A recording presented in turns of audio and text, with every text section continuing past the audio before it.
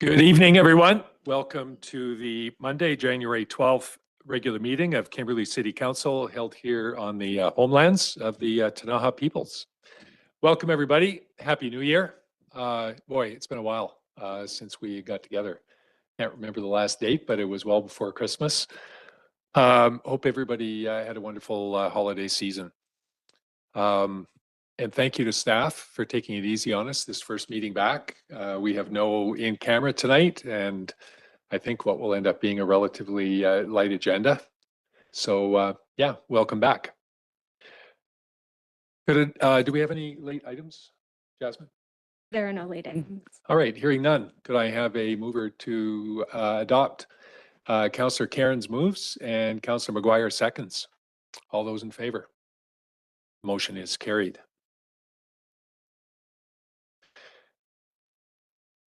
Next up, we have adoption of the minutes of the regular meeting of City Council held on December the 8th of last year. Councillor McBain moves and Councillor Roberts seconds. All those in favor? That motion is carried. Next up, we have the minutes of the Accessibility Advisory Committee held on September the 8th, 2025. Mover, please. Councillor Cairns, thank you. Councillor Fox seconds. All those in favor? That motion is carried. All right, formalities out of the way. We have a delegation this evening. Welcome, Marie, and welcome to Carol. Who's going to take the lead? The podium is all yours.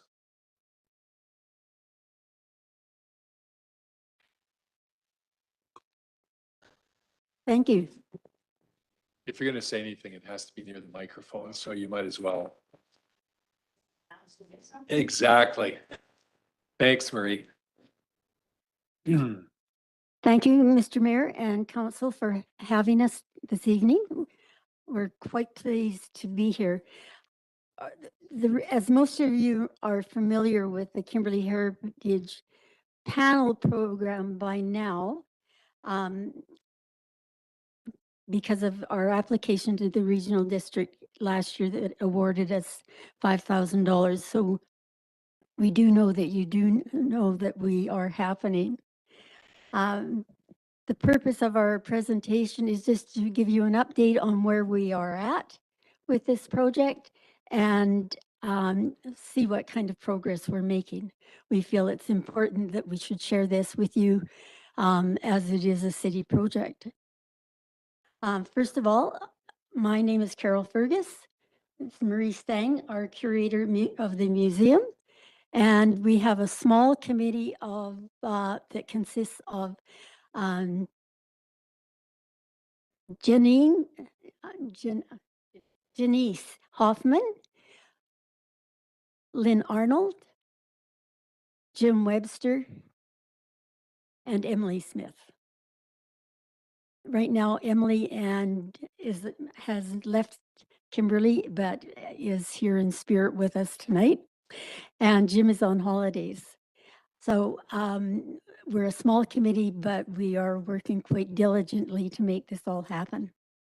We began this project about a year ago with the intention of 6 initial panels for this year and to be installed in the spring of 2026. So we're halfway there. We are working very hard on these projects. We thought that 2026 would be an ideal year for the kickoff because it's Kimberley's 130th anniversary, in case anybody didn't know that. We wanted to launch this project into our community because of the rich heritage that we have, and it continues to grow. And it's important to remember and celebrate the foundations in Kimberley, and so that it is not lost. And I'm just going to add, excuse me, one little thing. The storytellers are diminishing in Kimberley. As I've been here for roughly 80 years, I don't remember a lot of the transitions that happened growing up here, because as a kid, you don't pay any attention to them. But the people that do have the heritage that were here in the early 1900s, of course, are probably gone into the 1920s.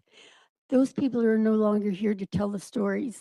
So we feel that one way of keeping the past alive is to have a visual product for them to look at. The wealth of knowledge that is in the museum about Kimberley is totally amazing. If you have never been into the museum and taken a tour with Marie, who has an incredible, extensive knowledge on anything that is in there, but mostly on even the workings of the mind from the early days. She is truly an expert. She didn't know I was going to say this, but it's well worth going to. We thought that the panels would be a way to express the heritage of Kimberley. The book I passed out to you, The Footsteps Through the Past, is a book that we're working from. There's a lot of the original pictures that are already in there. There's parts of the stories.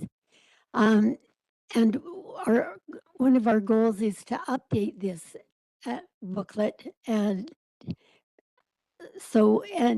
have any newer information that we acquire through this project would probably go into that. As you probably saw in the background in your package, we have chosen our first locations and themes, and work is in progress on the initial designs, graphics, and content. The goal is to source all the materials and work locally, and from the fabrication of the pedestals to design and writing. Sunshine Welding and Fabrication, which is Roger Labacane, Lucas from Big Magic, and Jeff Pugh, our local writer teacher, will be doing the content. The installation locations, we're working with the city through Pam Walsh at this time to determine where the best sites or the best locations are going to be. We've picked some locations, and we're hoping that this is going to work with the city. The only other location that two locations we had to worry about, one was the Kamiko Gardens, and the city has already okayed that one. And the other is the Marysville School, and the school district has okayed that placement. For funds, we've raised $12,000. Some of it, 10,000 being grants, 3,000 being fundraisers that we've put on, with being garage sales, Christmas sales, or golfing. And we have two other initiatives that we're promoting right now. One is Put Your Mark on History, and that was also in your handout.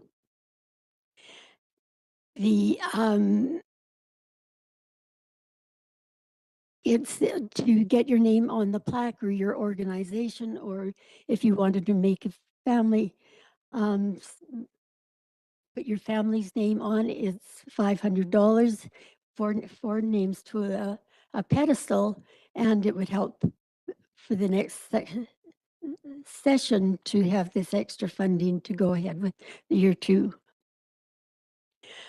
Our next funder coming up is called Kimberley Clue. This is a huge outdoor community game of Clue using Kimberley's historical characters, locations, and possible murder weapons. We will be taking some liberties with the actual victim. The event will take place on the Monday BC Family Day weekend and with the support of Kootenai Orienteering. The date for that is February the 16th.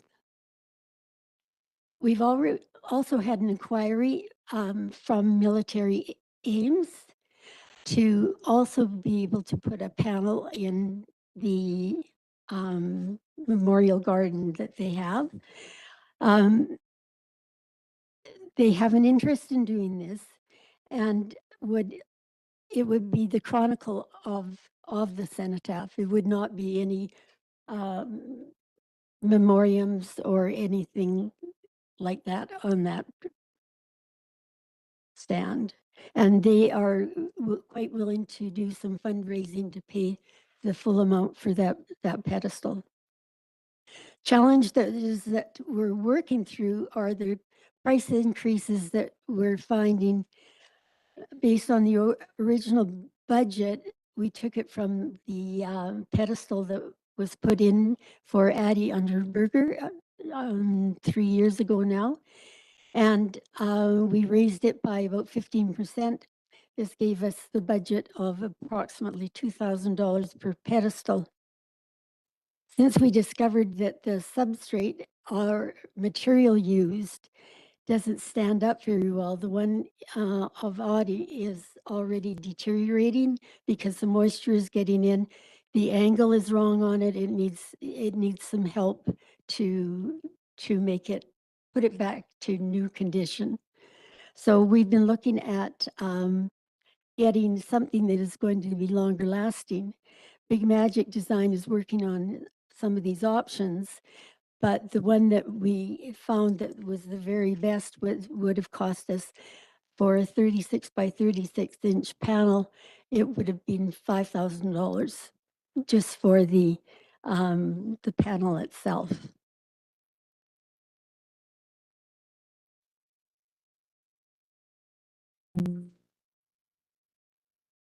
Sorry, I've lost my place.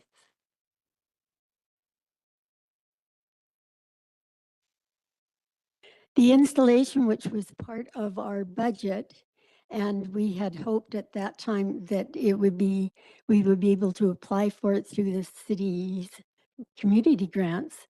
But because of the change in position of anybody receiving a standing grant from the city of Kimberley would no longer be able to apply for funding for other events that are happening. So this caused us not to be able to apply for the extra funds to have in-kind service from the city to install the pedestals. And we are hoping that we can still count on the city in some way to be part of this program. Opportunities, as I mentioned, with the Footsteps Through the Past, is being used as a reference and guide for much of this project. There is a plan to update the booklet and reprint it. The museum currently doesn't have a website or social media presence, and there is great opportunity to build on this project with the development of both. Phase 2 plaques. We have loosely identified more possible locations as funds become available, and this will need to be explored. There are many other heritage type programs and projects, and the development of future, but would require a more comprehensive plan and currently are beyond the scope of this project or the position of the administrator or the society's board. Thank you. We would like you to ask questions. Awesome. Thank you, Carol. Before we go to Councilor McBain, did you want to add anything, Marie? I'm working on the museum website. I've already got a quote from an IT company because I actually was working on something with the collections too. So I'm Right. trying to bundle. So we're making progress. Yeah. Yeah, cool. Councilor McBain. Yeah, thanks, Carol, and thanks, Marie, for presenting this. More than anything, I want to say I think the concept and the idea is excellent, and I think, Carol, you kind of touched on it a little bit. You know, knowledge retention, whether it's in business or in a town or whatever, is something that a lot of folks talk about, but they don't really practice. And so I think it is really important to make sure that we, capture the history of our town, whether it's in the museum or throughout town.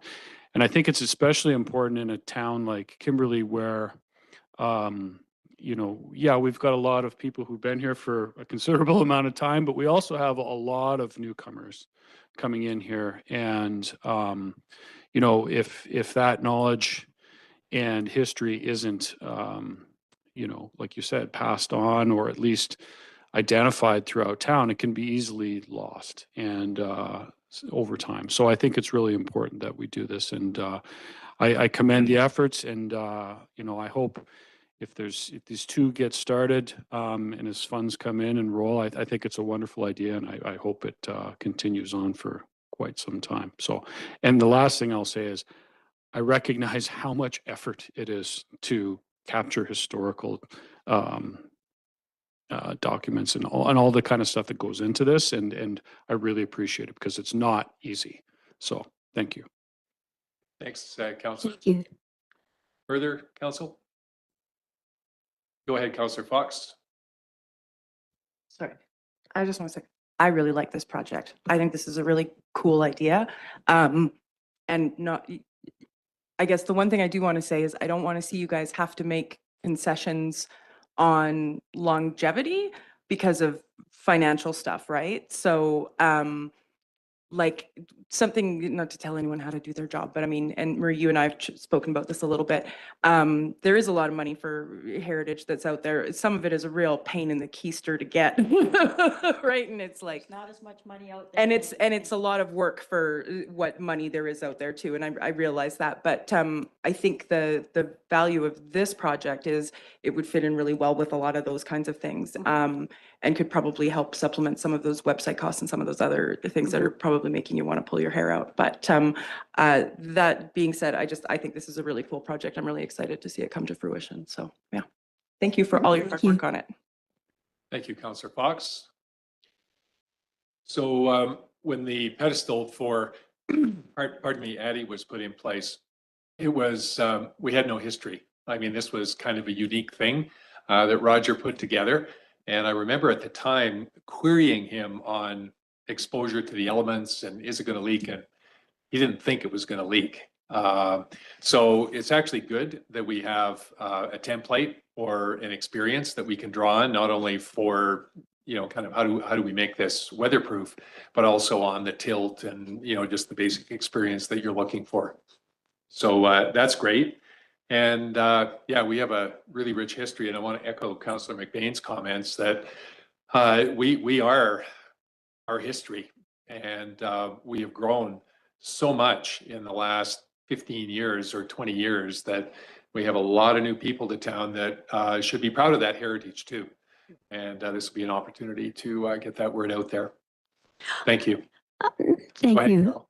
Could I just add that one of the reasons I have really been excited about doing this and really wanting to see it happen is I'm the person that goes to other places and I read everything.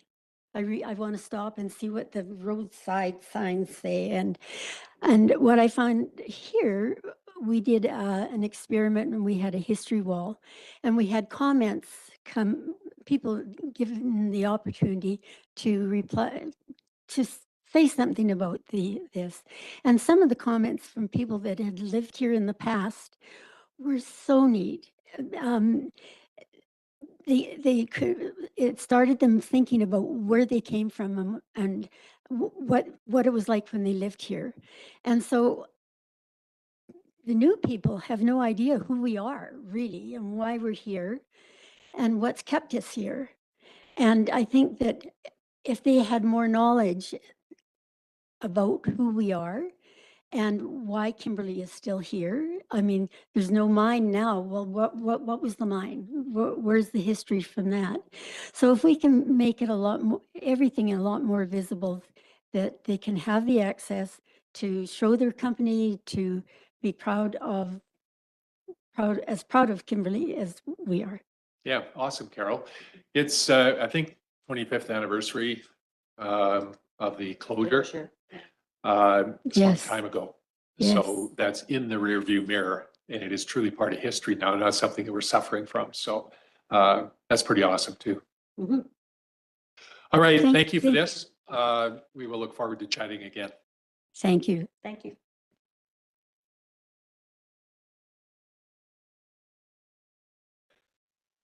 Okay, next up, we have the 5-year financial plan bylaw, amendment number 3 for consideration of first 3 readings. Could I have a mover, please? Councillor McGuire, thank you. Councillor Karen seconds. Krista. Thank you, Mayor McCormick. So on December 1st, 2025, at our special budget meeting, council approved the 2026 to 2030 capital and non-capital plan.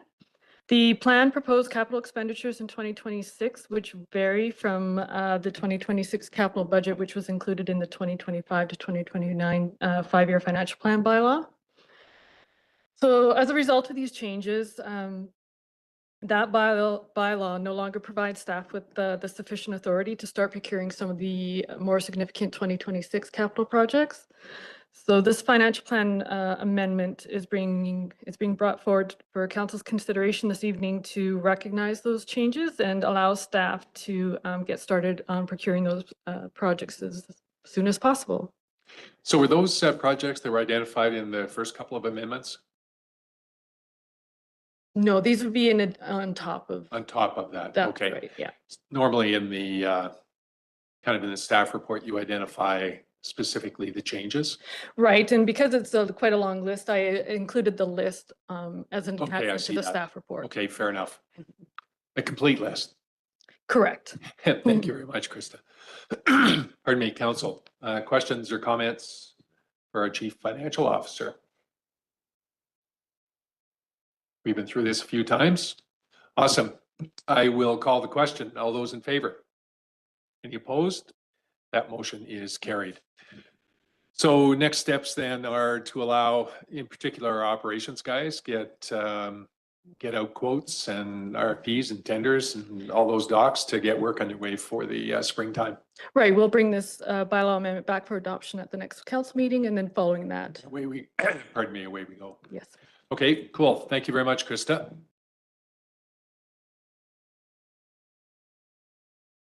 All right, next up, we have for adoption, the aligning official community plan with the zoning bylaws the official community plan and the zoning bylaws to the housing needs as reported earlier. The motion on the floor is that council adopt bylaw 2793. Actually, there's 3 of them, and we'll start with 2793, which is the official community plan bylaw, OCP bylaw. Could I have a mover, please? Councillor McBain, thank you, and Councillor Fox seconds. All those in favor? Oh, hang on. Discussion. Sorry, guys, I'm losing my voice here. Hang on.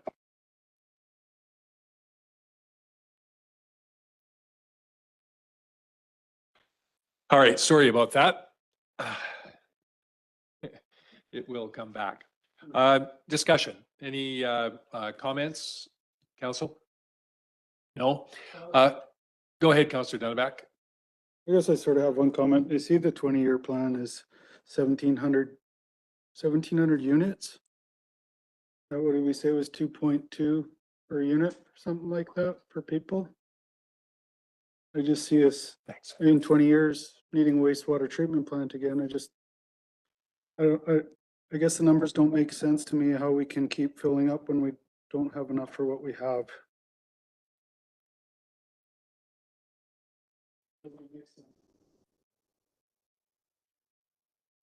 Which number were you referring to? The 1,700? Okay. Troy or Justin, did you Where want to make a do we comment on plan on that, putting please? those 1,700 units? Yeah, so just to clarify, the 1,700 units that you're referencing, that stems from the housing needs report that was completed last year and received by council last December. Sorry, 2 Decembers ago, December 2024.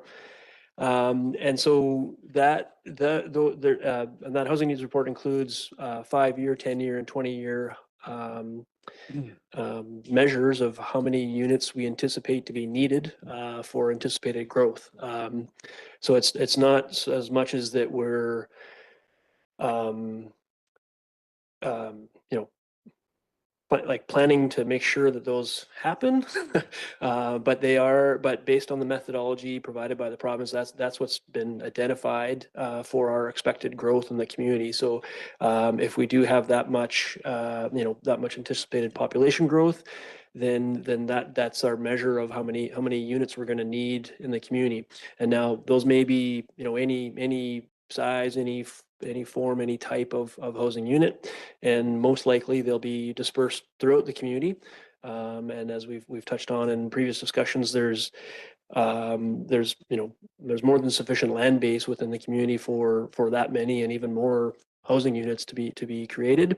And the proposed amendments that are being considered for adoption tonight are a series of text changes to those existing documents, the official community plan, the zoning bylaws, that helps to set the regulatory framework to make sure that we can accommodate that expected growth. Now you point out as an example the wastewater treatment plant, and others have pointed out about water capacity, that kind of thing.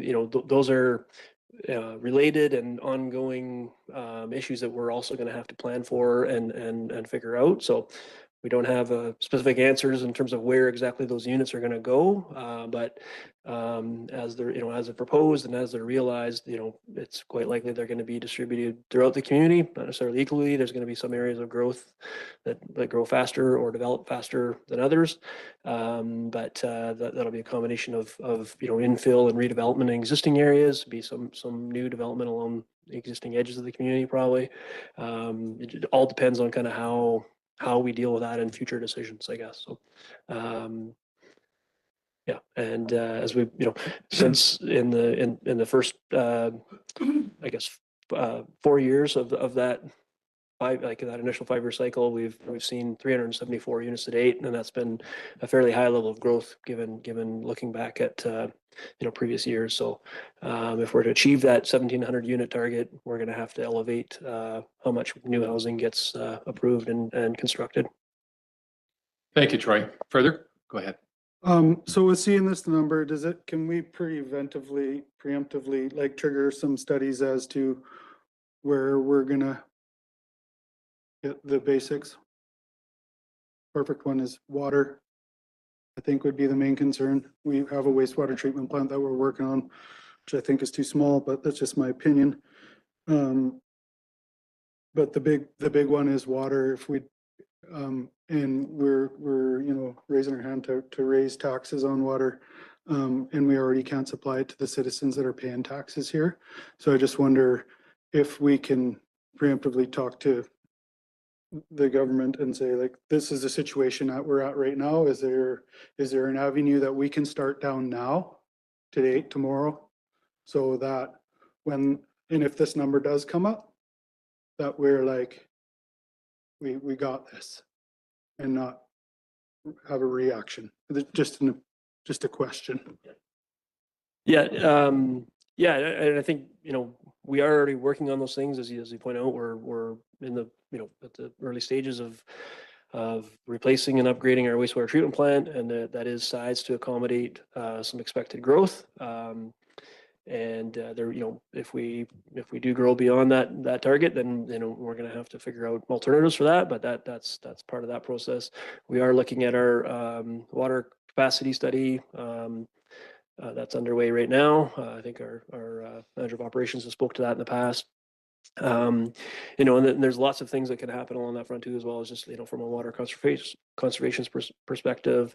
We know that there's potential treatment upgrades, that kind of thing that may have to happen depending on how things go. But those are real world planning challenges, and those will all have to be part of the picture and the planning picture moving forward. Is that how we're going to accommodate that? To my knowledge, everybody is getting water now. We have sufficient supply to meet current needs and expected needs in the short and near term for sure. But we do, moving forward, we do have to be more careful with our use of water. We don't, we have loss within the system, and there's efforts underway to improve that too as part of our regular capital planning process to address that as well. So lots of different layers of planning and infrastructure changes that are being worked on to make sure that we can accommodate that expected housing growth and growth from whether it's commercial or industrial use as well. So, Yeah, thanks for that, Troy. If we go back, the 20-year horizon is one that I have a lot of difficulty with, only because I go back 20 years ago now, 2006, and we could have never predicted from a population point of view or a demographic point of view that we would be where we are today. 20 years is just such a huge horizon. Certainly the 5 years is very predictable and plannable, and we are well on our way to actually meeting the requirements for that 5-year horizon. So I think similar to our 5-year financial plan, where we are very specific in year 1 and year 2, not so much in years 4 and 5, we adjust on the fly. And I think we're going to have, over that 20-year horizon, lots of opportunity to be able to make adjustments and to understand where we're going and how we're going to get there. It's a bit of a leap of faith. The province is the one that imposed the 20-year. But correct me if I'm wrong, Troy, but it's really the population growth. And I think a lot of the other stuff comes from the census, the 5-year census cycle, in terms of housing types or income strata, et cetera. And we're about to go through another census cycle here this spring, I think, in the next couple or 3 months. And so we'll have this data updated probably this time next year, I guess. It takes about a year to get that. So yeah, I think the key thing here is to stay focused on what we can control in the short run and continue to get data from the studies that we do get and adjust accordingly. Go ahead, Councillor Fox. I just want to ask a couple questions, and then just sort of a little bit to touch on what Councillor Dunneback had talked about. So just to confirm, so all of the sort of way that you came up with these numbers was sort of based on like an algorithm provided by the province, right? It wasn't, to some extent.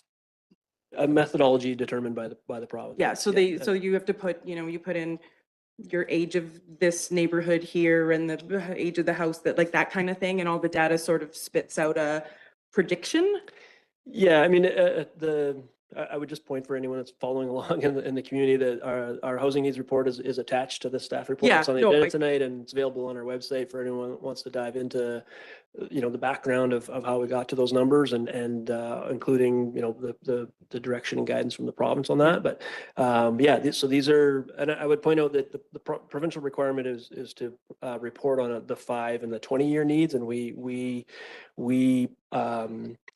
sort of did extra work to determine that 10-year horizon, because we felt that that's really the key timeline that we can best influence how we respond to that. Even by the time the initial housing report was done, we're already a few years into that first 5-year cycle, right? So we knew that year 5 to 10 is really the sweet spot of where we can implement, and that's back to the bylaws that are being considered tonight. That's part of what we're trying to do, is make sure that we have the regulatory structure in place to accommodate as much housing as possible, Right. And still subject to, of course, development permits and building permit processes and all that stuff. Okay, can I further? Yeah, further, go ahead. So just to confirm, and actually something, or maybe not confirm, but something Councillor Dunneback touched on, does this data have a value in other areas? Like, does it have the ability to be extrapolated into other areas beyond housing? Like, can we look at, I don't know, transportation or roads or wastewater treatment or any of those things? Or does it sort of, because that sometimes data doesn't always translate well to other realms. Yes, yeah, depending on the application and the questions being considered. But as an example, I would point out that we are using the housing needs report and those growth projections and those housing needs targets. We're utilizing that information as part of the water capacity study that's underway. So, Yeah. And that way, so we, we're like, as an example, just how we're trying to plan for all that, right? So For sure. yep, Can I yep. ask one more? You bet. Yeah, and just to confirm, because I hear things, this wasn't like, there's not like a homeless shelter being built in the Platzel or anything like that, right? That wasn't the quiet undertone of this that some people seem to be taking a reaction of strangeness to or whatever. Yeah, not the first time I've had that question today. Yeah, thank you for bringing it up. Yeah, there's presently no proposal, no applications being considered for a homeless shelter Yeah. anywhere in town at the present time. So, Yeah, okay, that was my impression as well, but Yeah. just wanted to ask. Okay, thanks, Tom. Good. Yep, awesome.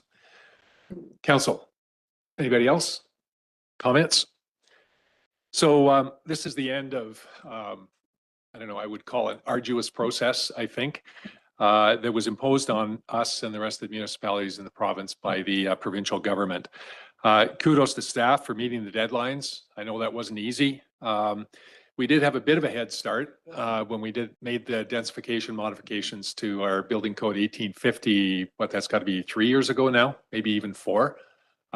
It was 2 years ahead of the province coming to grips with what it was they wanted. So that certainly helped. However, the province still takes a one-size-fits-all approach, and nothing fits right when it's one-size-fits-all across all the municipalities in the province.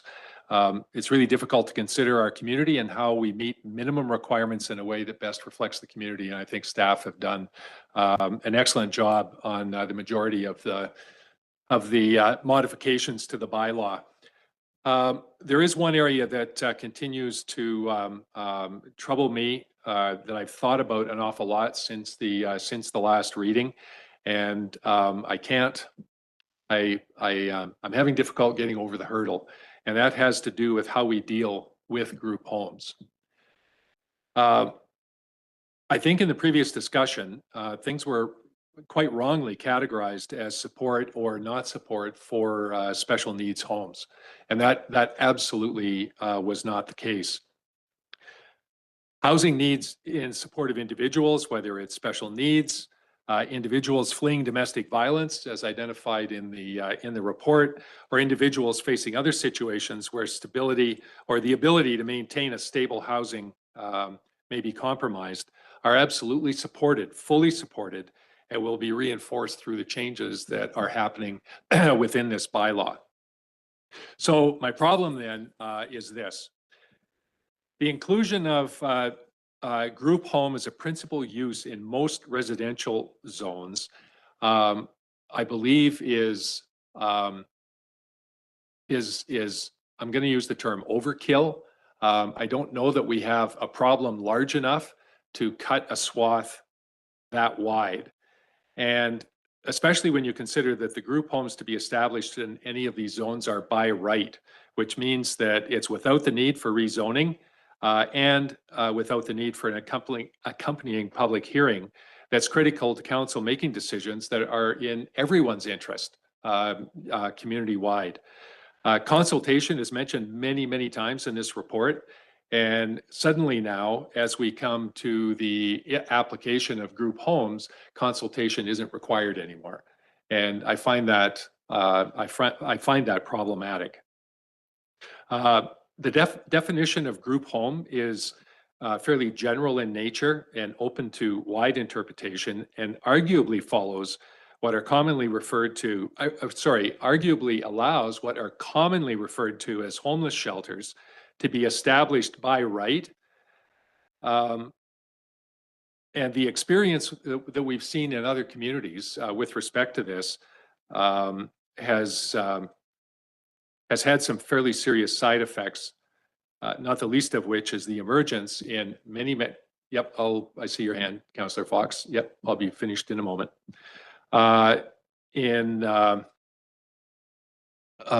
Experience is overwhelming in other communities about the effects, not the least of which in most communities, including our neighbor in Cranbrook, is the emergence of encampments.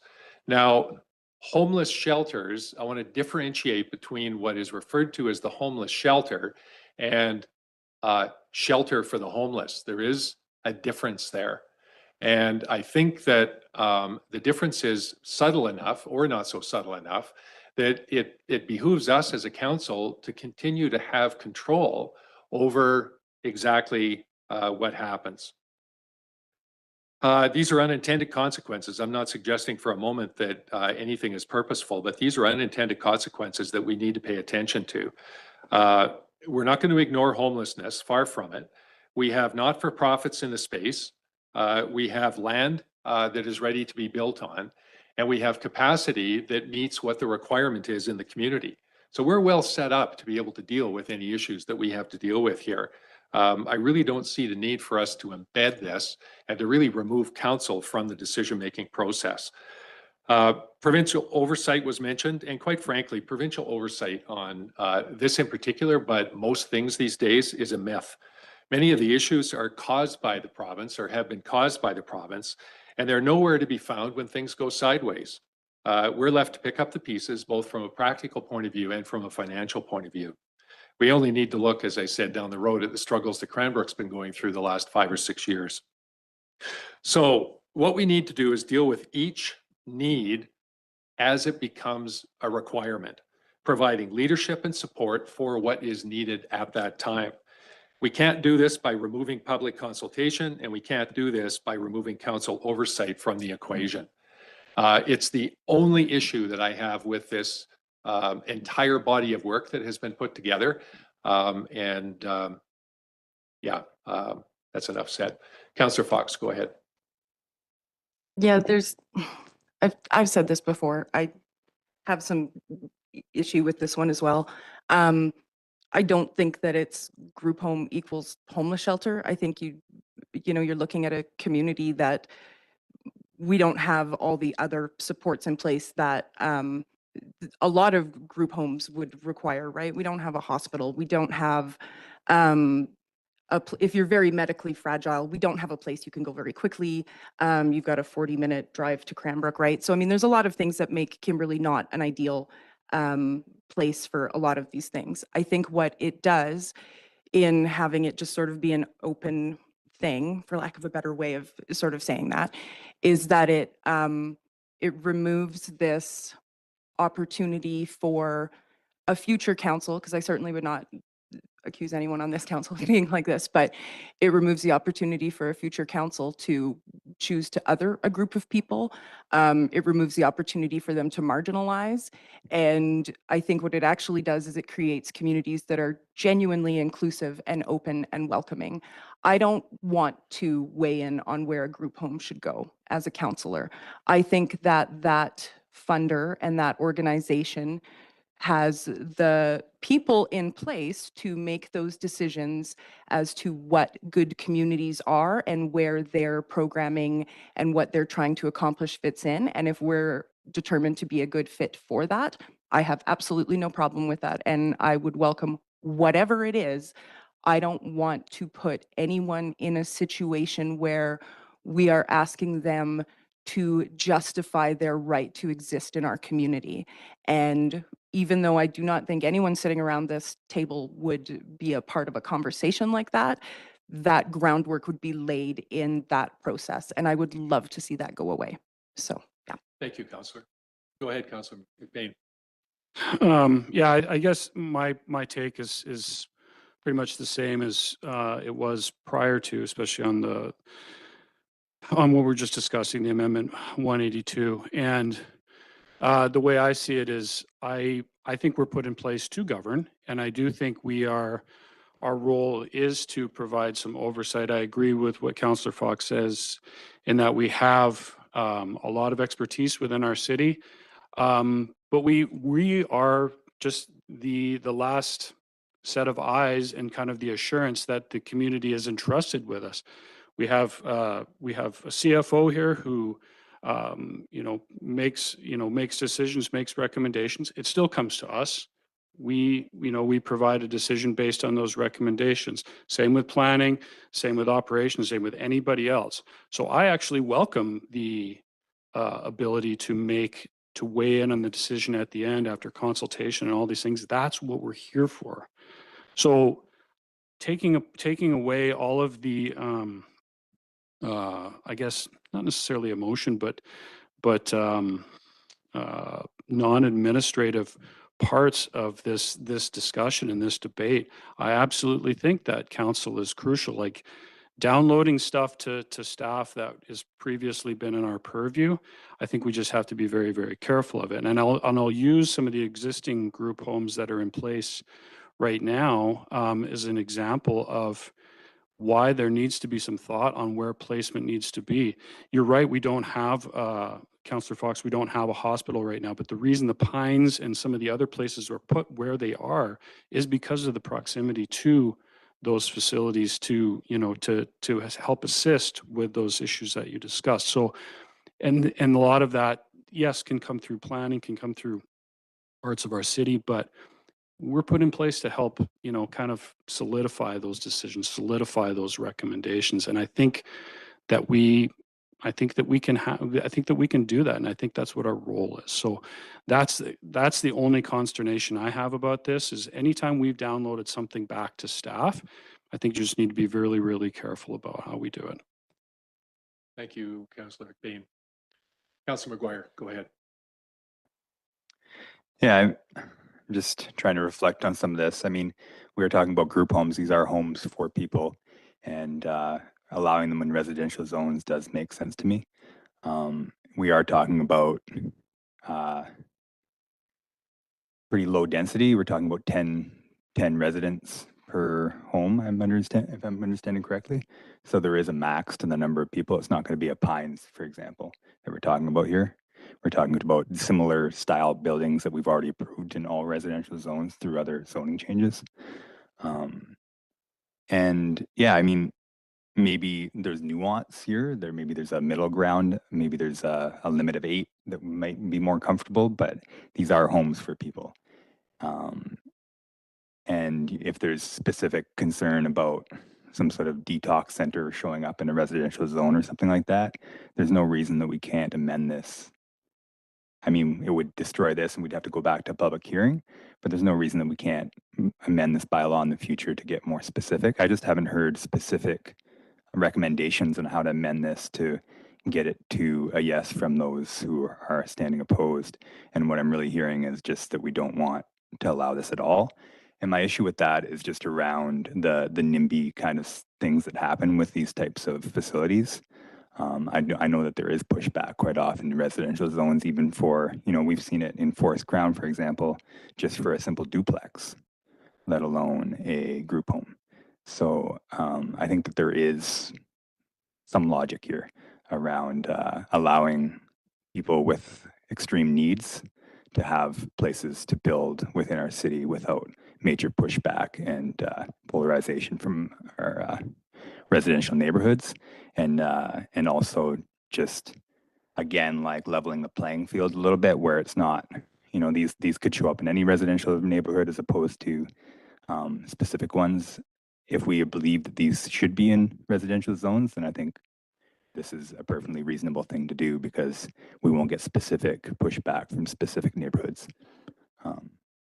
And again, you know, I'm open to small adjustments. I'd just like to know what those are before I, you know, again, send this back to staff. That's the other comment that I wanted to make is I trust that staff are bringing us recommendations that are based in sound planning logic or, you know, informed decisions. I don't think that staff are just basing this on a few residents bringing it forward to them and suggesting a new bylaw change that's totally out of the typical for a planning department. That's my understanding. Again, I'm not an expert. I'm not a planner, but I trust our staff. Go ahead, Councillor Roberts. That is similar to you. That was the only piece of the last discussion that just sort of stuck with me as not feeling comfortable with.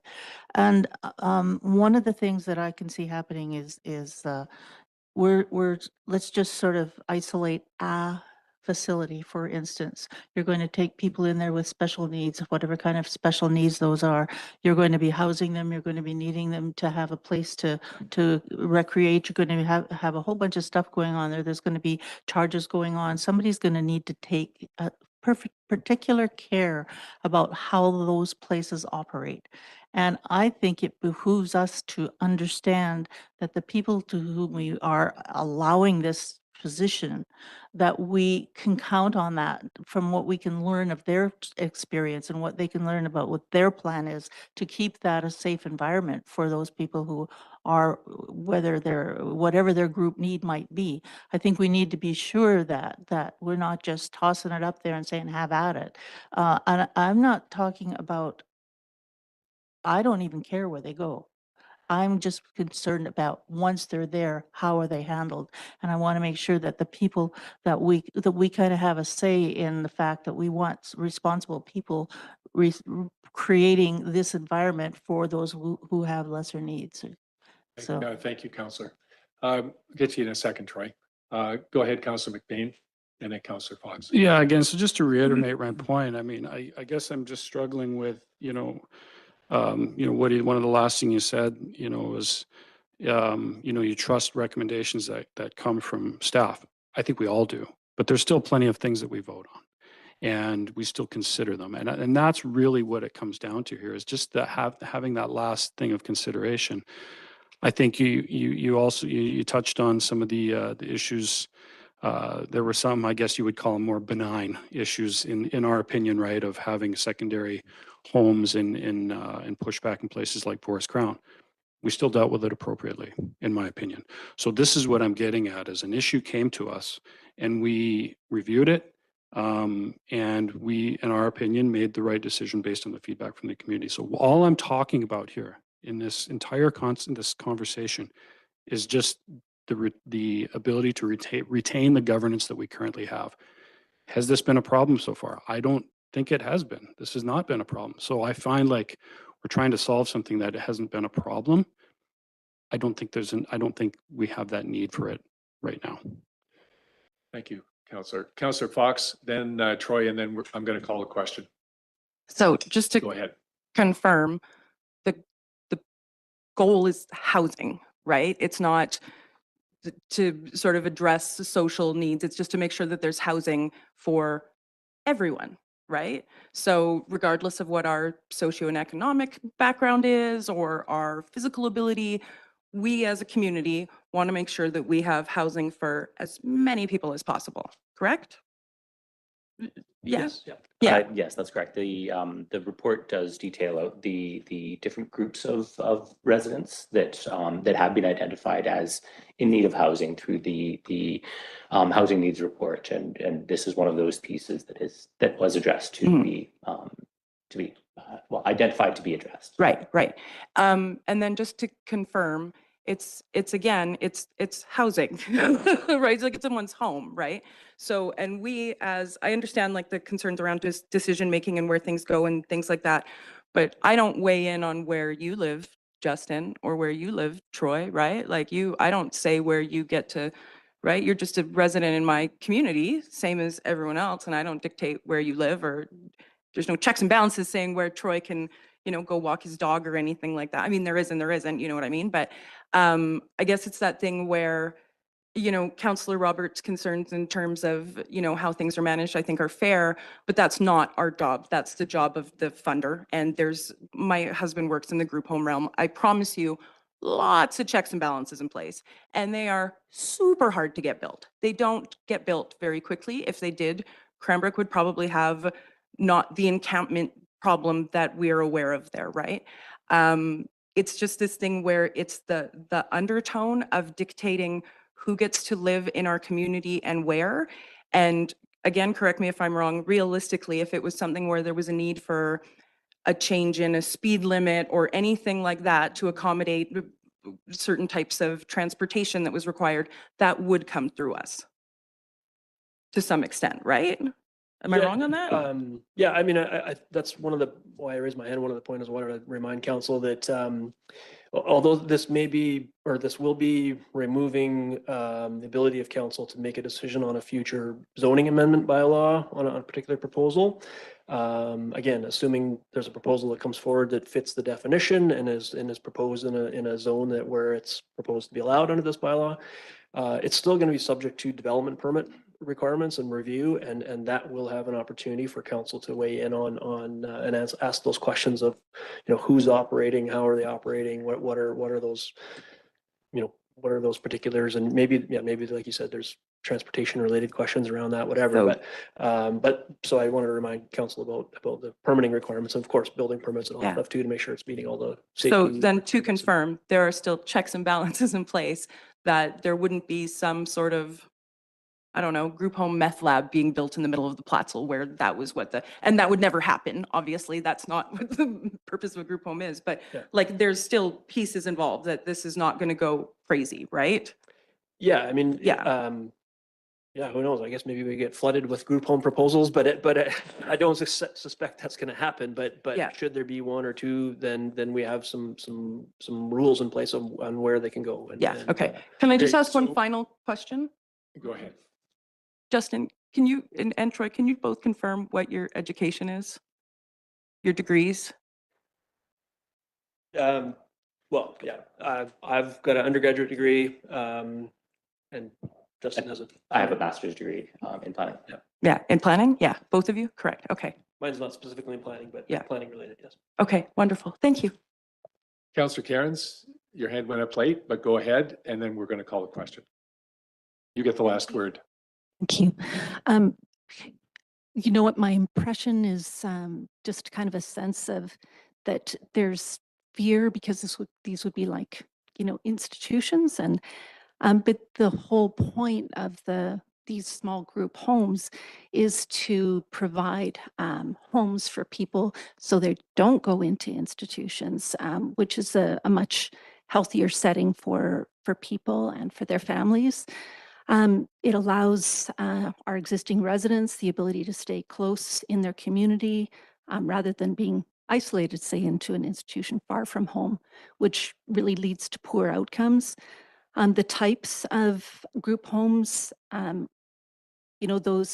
there's group homes, and again, this is for less than 10 people, up to 10 people maximum. So, I mean, there's some family homes that have 10 people. So, similar, I'm going to say, it is a residential zone. These are places for people to live in their community. Some of the purposes are people living with developmental delays, head injury, stroke, mental health challenges, a range of different illnesses and diverse learning needs, supported by Interior Health, and where they require support services for things like meals, exercise, programming.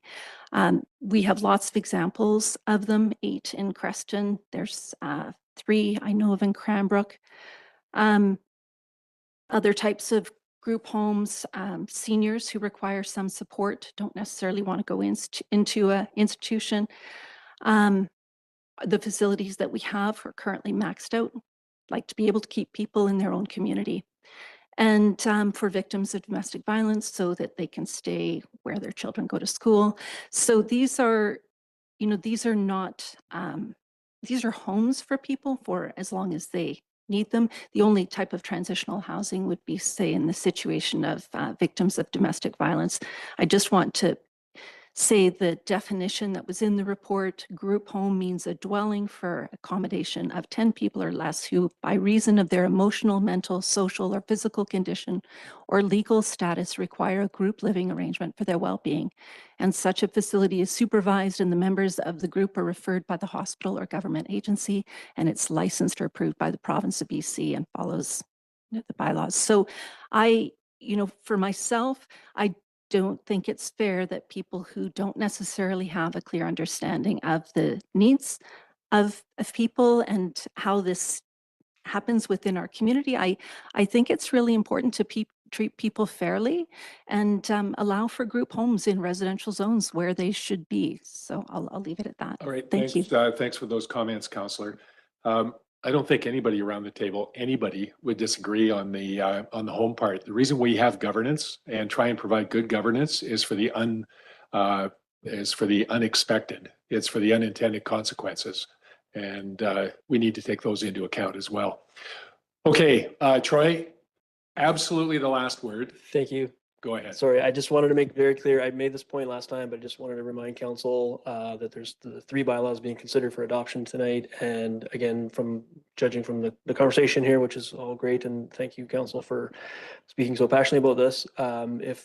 If you know you're primarily concerned with the group home definition and the inclusion in certain zones, that is most specifically related to the 3rd bylaw being considered for adoption, which is bylaw 2795, and not so much the first 2 bylaws.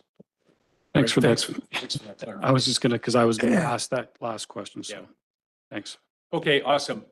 So the first resolution on the floor is for bylaw 2793, which is the OCP, bylaw 2600. All those in favor? Any opposed? Motion is carried. Next is the council adopt bylaw 2794, which is the Alpine Resort Zoning Bylaw 2016. Could I have a mover, please? Councillor McGuire moves. Councillor Karen seconds. Further discussion? All those in favor? Any opposed? That motion is carried. And finally, the council adopt bylaw 2795, which is the City of Kimberley zoning bylaw 1850. Could I have a mover, please? Councillor Fox, thank you. And Councillor Karen seconds. Further discussion? All those in favor? Opposed? Councillor McBain, Roberts, and McCormick are opposed. That motion is carried. Okay, thanks for the robust discussion, Council. Let's see if we can do that on the next item. Are you ready, Pam? All right, next up, we have the 2026 project and event grants recommendation allocation. And although Pam has spearheaded this, who are the council members on the committee? Hands up, please. Councillor Fox, Councillor Roberts, and Councillor McGuire. Thank you for your efforts in doing this. So the motion on the floor is the council approve the 2026 recommendations as detailed in the staff report. And further, that council authorize the distribution of approved grants to the successful applicants. Mover, please. Councillor McBain, thank you. Councillor Fox seconds. Pam, did you want to make any comments? Other than just to reiterate your points, thank you very much to the committee for meeting, first day back after the holidays, took an afternoon. Came and I think the funding played out very well. It's a good mix of events and lots of different projects and programs for ages and programming right across lots of different demographics throughout the community. So thank you very much. And yeah, that's it. All right, excellent, Pam. Thank you. Councillor McBain. Yeah, I just wanted to say thanks to everybody who's on the committee. And I just, had a look over the distribution of how things were distributed.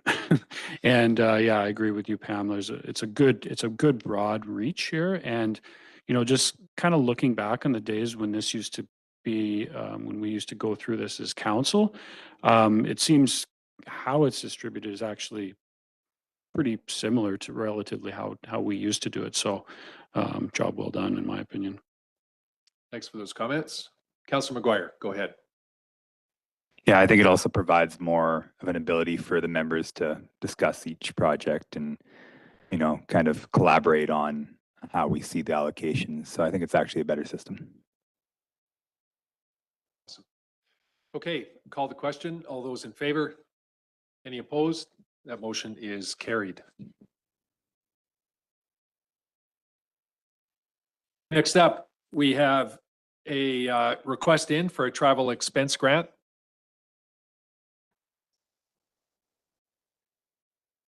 That was part of the one. It was an and further. Yep, no problem. Thanks, Counselor. The motion on the floor is the council approve the individual travel expense grant request submitted by Kimberly athlete Quinn Unger and direct staff to process the payment of $500 as authorized under the community grants policy. Councillor McBain moves and Councillor McGuire seconds. Discussion. Go ahead, Councillor McBain. Yeah, I think this is a great opportunity, obviously for Quinn, but just, and we've done this for several other athletes before, especially those who've had international exposure representing Kimberly. I think this is a good way to help those folks kind of spread, where they are and be proud of where they are. And yeah, it's consistent on how we've done things in the past. And so, yeah, I think it's a big help to probably a pretty large expense of traveling around from place, all these places and these competing and representing our town. Thanks for those comments. Go ahead, Councillor Dunneback. Yeah, I love to see the support of young athletes. Doesn't matter what the sport is. And I would love to see that raised, actually. $500 doesn't get you very far, especially when you're competitive. Poles, bindings, helmets, all that stuff has a life expectancy. And if your tools aren't sharp, you know what I mean? I think supporting young kids, athletes is really, really positive influence on upcomings of other athletes from our town and Sydney Southland. So I'm sure your parents would have appreciated an extra 500 to get you to. Thanks for the comments, Councillor Dunneback. So it's amazing the number of athletes that we have here in Kimberley in a variety of sports that travel the province, the country, and the world to represent our community. And they're truly ambassadors, for Kimberley. I know there have been conversations in the past about, I'll make a bit of a plug for this now. There have been conversations in the past about creating an ambassador award for the various folks, athletes, and otherwise that represent Kimberley on the broader stage. Not so much our community, but in the province, the country, and the world. And for whatever reason, we've just had a heck of a time trying to get some legs underneath this, but stay tuned. We'll keep pushing. Go ahead, Councillor Fox. I just want to comment on the Ambassador Award, which I think is a great idea. But I think you'd have a spectacularly challenging time picking someone because I can think of like about 7 just off the top of my head with like very little reflection. There's a lot of people that do that work for Kimberley. We're really lucky to have that actually. So yeah, good. Yeah, absolutely. They all belong for sure. I think, and just to be clear, that's for travel, not for equipment, right? Okay. Thanks, Council. Any further comments? Seeing none, I will call the question. All those in favor? Any opposed? That motion is carried. Okay, and next up, we have the proposed holiday closure of select municipal facilities. Having just gone through the holiday, I guess we're feeling this a little bit now, are we? The motion on the floor is that commencing in the 2026 calendar year, Council authorize the implementation of a holiday season closure at City Hall and potentially select recreation facilities at the discretion of the Chief Admin Officer, with the duration of the closures being dependent on the time of the Christmas Day, Boxing Day, and New Year's Day statutory holidays in any given year. So it's not just for 2026, this would be 2026 and moving forward. Could I have a mover, please? Councillor Cairns, thank you. And Councillor Fox seconds. Discussion. Thank you, Mr. Mayor. So yeah, having just gone through the holiday season, Kimberley is we're a bit of an outlier with regard to this at the moment. Historically, with the exception of the statutory holidays, Christmas Day, Boxing Day, and New Year's Day, all the city facilities, City Hall included, have remained open for regular operating hours. That doesn't preclude employees from taking the holidays off a week before, a week after Christmas, that type of thing. But invariably, we get a lot of requests for those days off, so people could spend time with their friends and family. And we have to deny some employees so that we can maintain operations. So what's happened in a lot of the municipalities around the region, BC, Kootenays, and I've got a few examples here, is they close for certain periods over the holidays. For example, the city of Cranbrook closed City Hall, which encompasses engineering development services, bylaw admin services, from January 22nd to December 22nd to December 26th. And January 1st, the RDE was the same.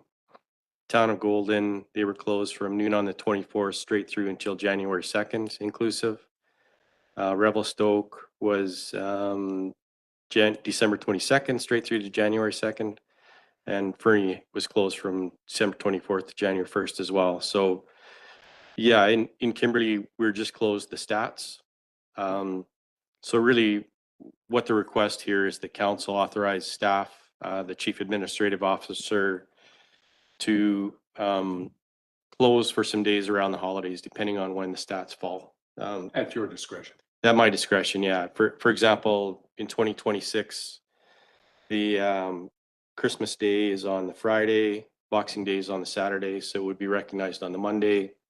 New Year's Day is on the Friday, so we would likely shut down for the Tuesday, Wednesday, Thursday that week, that type of thing. So, and the reason for bringing it forward to council so early in the year is so that we can get notification out not only to employees who are booking vacations, but also to the general public, just to advise of the closure so that they can make plans for meetings with city staff or payments, that type of thing, well in advance.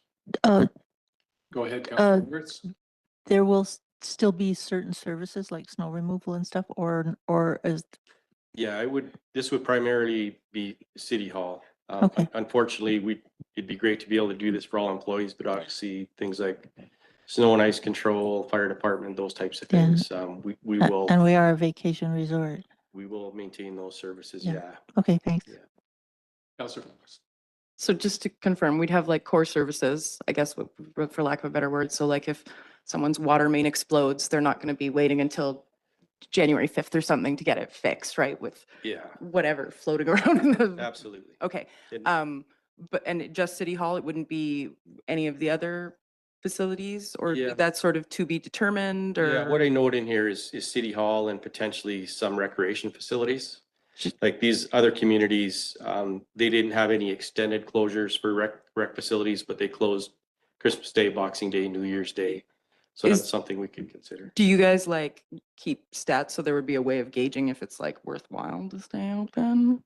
For rec Like facilities? for rec facilities, is that like a Yeah. data exercise?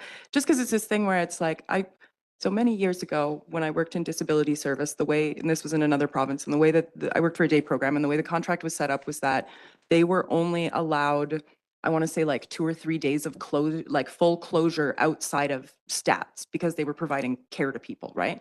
And man, it's hard being one of 5 people, because you're the newest guy there, you know, with the 4 people whose parents didn't take that, right? It's this thing where it's like, God, it'd be nice to be home. So I guess it's kind of that, where if there's like very limited use, if there's an opportunity to shut some of those facilities so all those nice people can go, Yeah. you know, be in their pajamas and eat cheesies or whatever, like, Yeah, I would support that. that's exactly the idea. Yeah.